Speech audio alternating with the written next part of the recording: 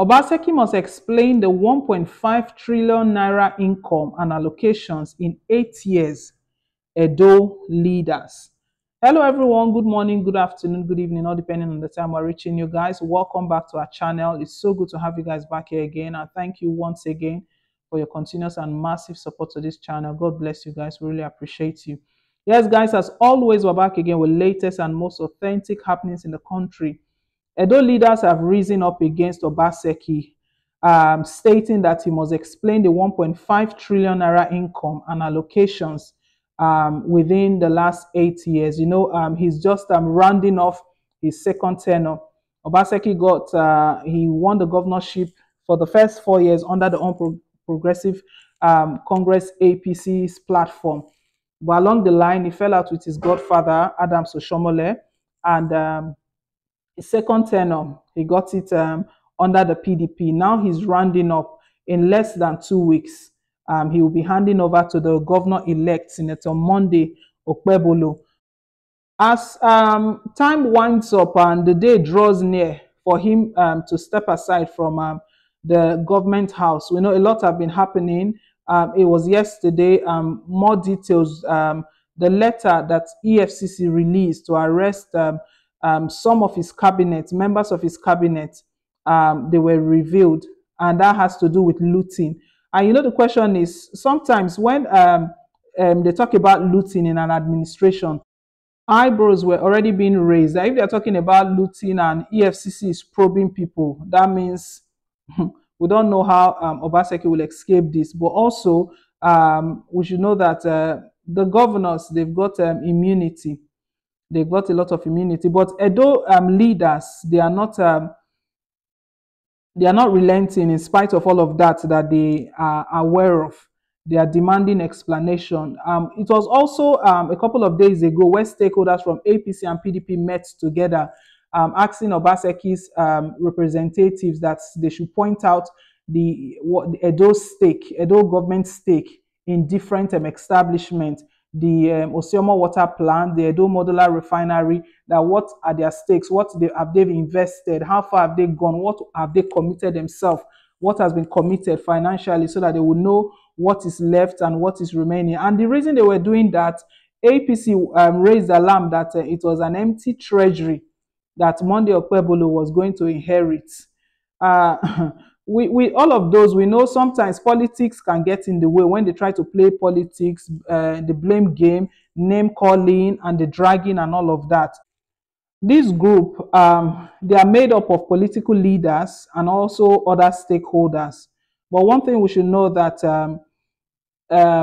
if they are speaking for the people, I believe the people would want to align with their requests, and everybody would want to know if they are making these demands. I don't think the people would question why are they making these demands. Everybody will want to know. Obaseki has always talked about his government being transparent, and he's someone who is accountable.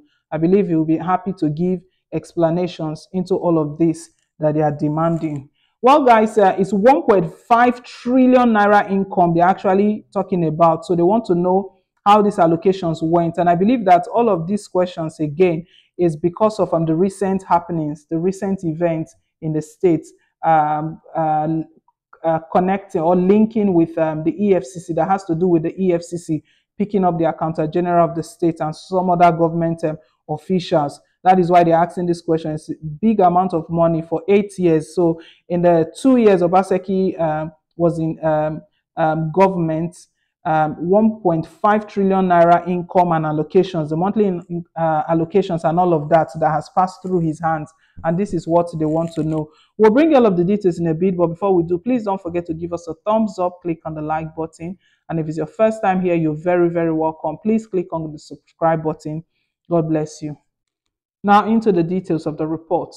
A group of political leaders and other stakeholders from Edo State has insisted that the outgoing governor, Mr. Godwin Obaseki, must account for the over 1.5 trillion naira the state government got in the last 8 years through federal allocations, generated revenues, loans, grants, and other financial incentives.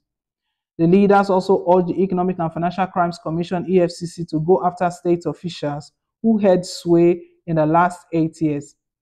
This is coming a few days to the inauguration of Senator Monday Okpebholo-led administration in the state.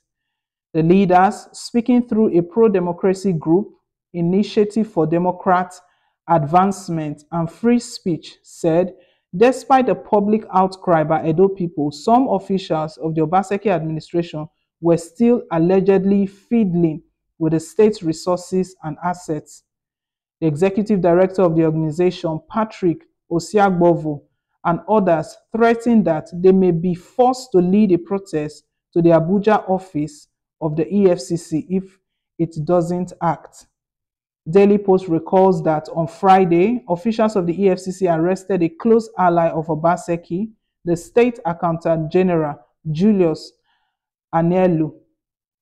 The anti-graft agency also grabbed two other officials in connection with 26.6 billion naira derivation funds allocated to the state. The withdrawal of the 13.6 billion naira of the money, leaving only 13 billion naira in the account within 1 week, drew the interest of the EFCC.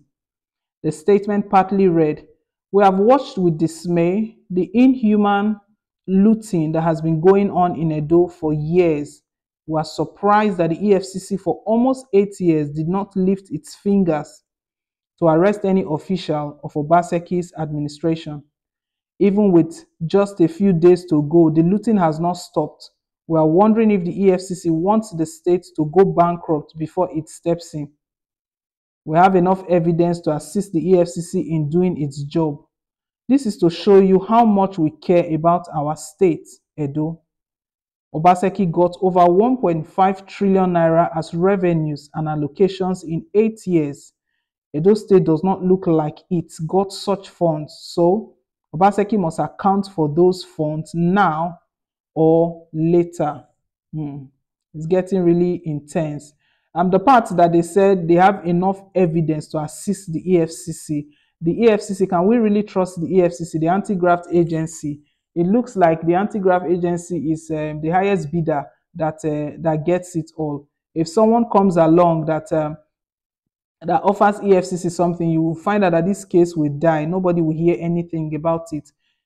Let's think about all of the government officials they've been picking up in the last couple of months or in the last periods. How far have they gone with them? We'll just hear, probably just EFCC wanting us to know that they are busy, they're actually picking up people, but what do they do with them? Obaseki is being asked to give explanation, or they are going to expose him.